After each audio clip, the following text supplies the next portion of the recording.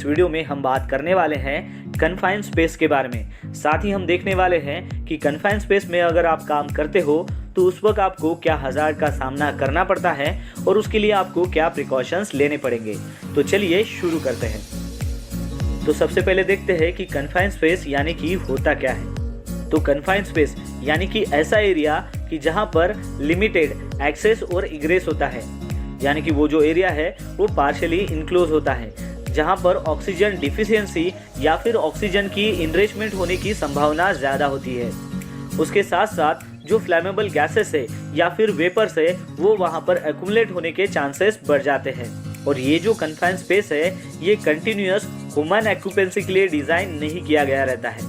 इसका मतलब ये है कि ये जो कन्फाइंड स्पेस है ये रेगुलर काम करने के लिए डिज़ाइन नहीं किया गया रहता है, लेकिन फिर भी वहाँ पर वर्कर को या फिर एम्प्लॉय को वहाँ पर जाकर कुछ काम करने होते हैं, जैसे कि इंस्पेक्शन होना, क्लीनिंग होना, मेंटेनेंस होना या फिर कोई रिपेयर होना।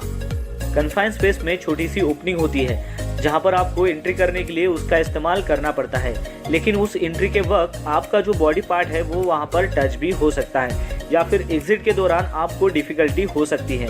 तो उस वक्त आपको रेस्क्यू प्रोसीजर के कंप्लायंस पता होना बहुत ही ज़रूरी है।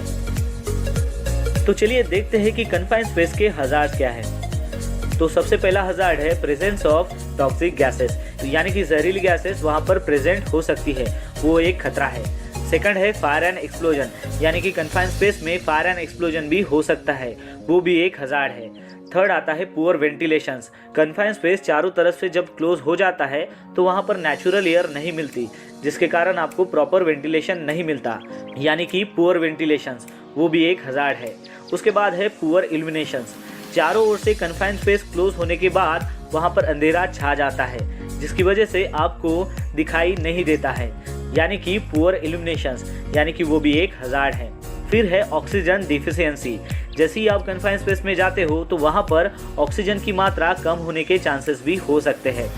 फिर आता है ऑक्सीजन एनरिचमेंट।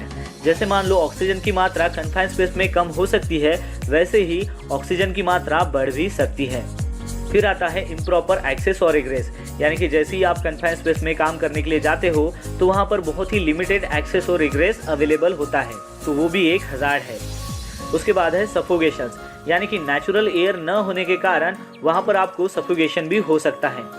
फिर उसके बाद है एक्सट्रीम टेम्परेचर, यानी कि वहाँ पर बहुत ज़्यादा टेम्परेचर भी हो सकता है। चलिए अब बात करते हैं कि जब भी आपको कन्फाइंड स्पेस में काम करना हो तो आपको क्या प्रिकॉशंस लेना बहुत ही ज़रूरी है। तो सबसे पहले आपको कन्फाइंड स्पेस में काम करने के लिए PTW चाहिए। PTW यानी कि परमिट टू वर्क। उसके बाद जो भी पर्सन्स को कन्फाइंड स्पेस में काम करना है उन सभी के पास कन्फाइंड स्पेस एंट्री ट्रेनिंग होना बहुत ही ज़रूरी है। उसके बाद कन्फाइंड स्पेस में काम करने से पहले उस कन्फाइंड स्पेस में गैस टेस्टिंग होना बहुत ही ज़रूरी है, और गैस टेस्टिंग जो है वो ऑथराइज पर्सन से ही होनी चाहिए, यानी कि AGT मतलब ऑथराइज गैस टेस्टर। उसके बाद जब भी आपको कन्फाइंड स्पेस में काम करना है तो वहाँ पर होल वॉचर होना बहुत ही ज़रूरी है, जिसके पास एंट्री और एग्जिट लॉक शीट रहेगी।